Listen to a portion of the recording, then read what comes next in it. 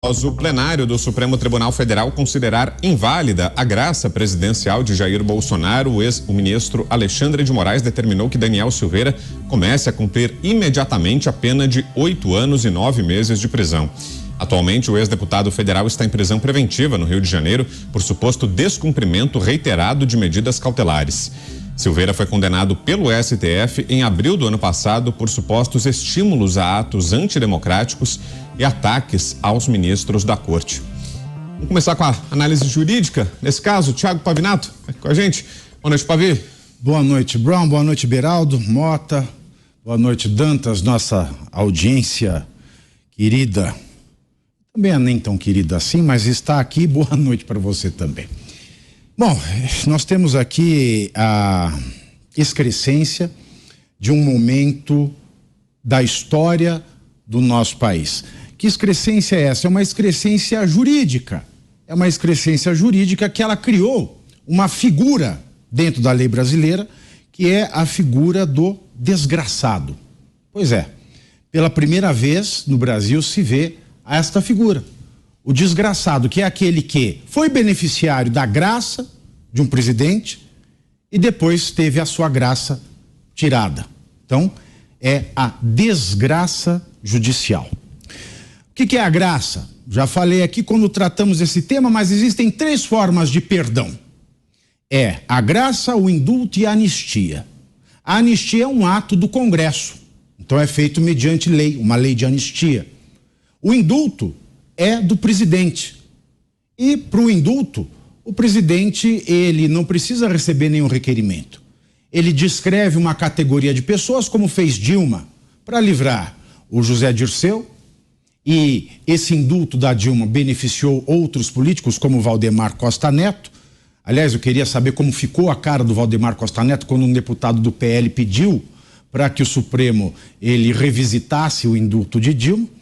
E o indulto, ela descreve aqueles presos com menos de 7 anos de pena, que tem cabelo grisalho. Ela descreve um conjunto de critérios e os advogados vão lá e olham, bateu com você aqui. Esse é o indulto. O indulto, então, é uma categoria, ele é impessoal. Já a graça é pedida ao presidente, ela é individual. E o presidente concede ou não concede.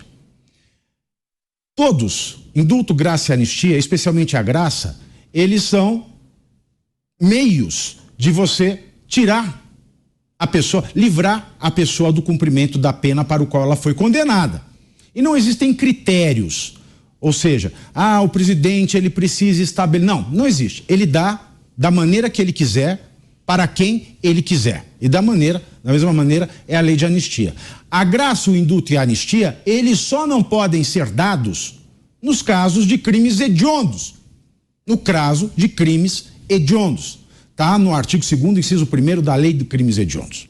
Bom, Daniel Silveira recebeu a graça. Um pedido individual, dada então o perdão individual, e de todos os atos do presidente da República, talvez a graça seja o único desses atos que não precisa atender ao requisito do direito administrativo, que é o princípio da impessoalidade. Porque graça vem do latim gratium, né? O dominus gratia, ao perdão de Deus. Então é um instituto que nasce desta concepção canônica que permeou, né, toda a transformação do direito romano, que é a matriz do nosso direito. Então o presidente ele concede o perdão. Então perdoar se perdoa.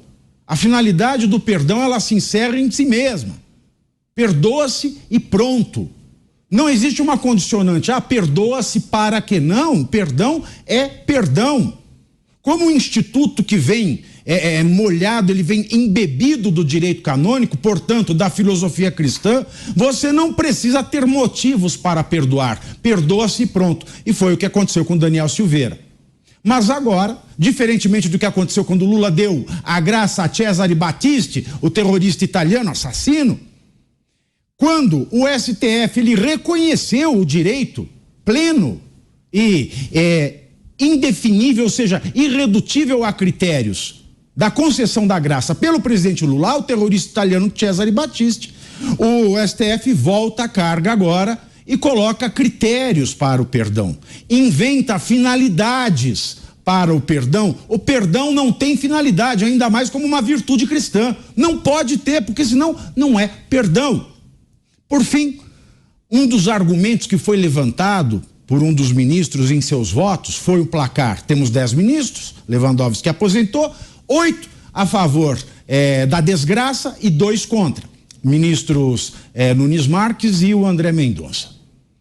Um desses ministros que votou a favor da desgraça disse: os crimes de Daniel Silveira são crimes políticos e eles queriam atentar contra o Estado Democrático de Direito. Por isso não são passíveis da graça ou indulto individual.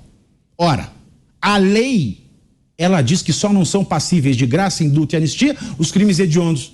E crimes contra o Estado Democrático de Direito, esses crimes novos que apareceram no Código Penal a partir de 2019, não constam da lista dos crimes aos quais é proibida a concessão de graça, indulto ou anistia. Portanto, não faz sentido.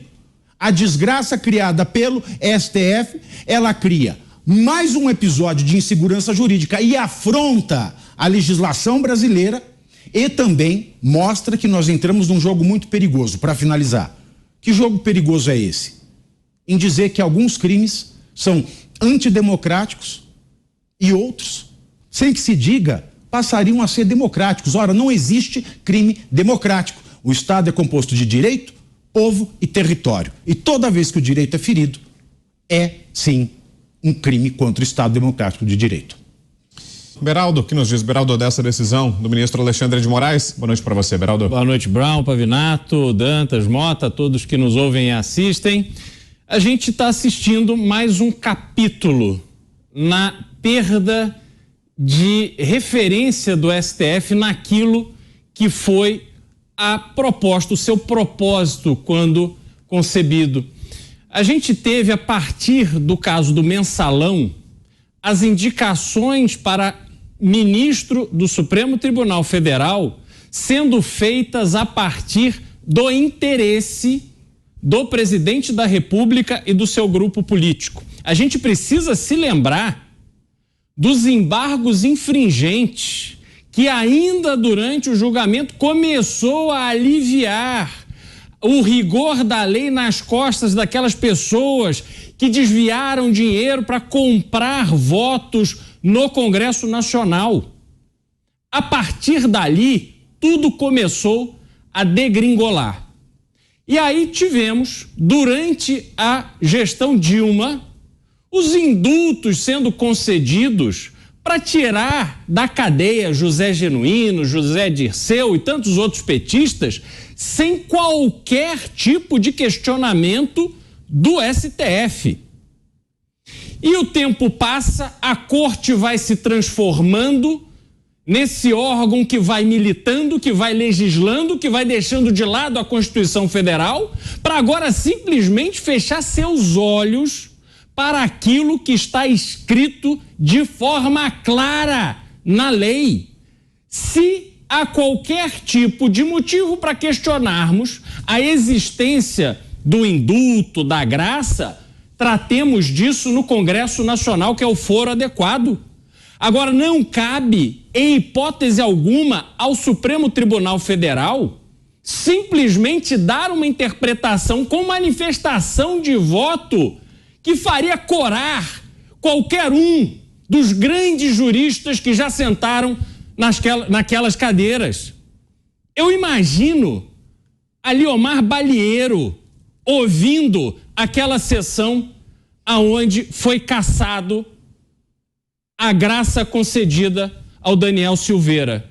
Realmente estamos diante de um momento bastante triste da história da nossa justiça, que dá para todos nós, brasileiros, pessoas físicas e também pessoas jurídicas, não só as que já estão aqui no Brasil, mas também as de fora do país, que eventualmente poderiam vir aqui investir, nos dão a todos a sensação de que a justiça no Brasil não vale o que está escrito.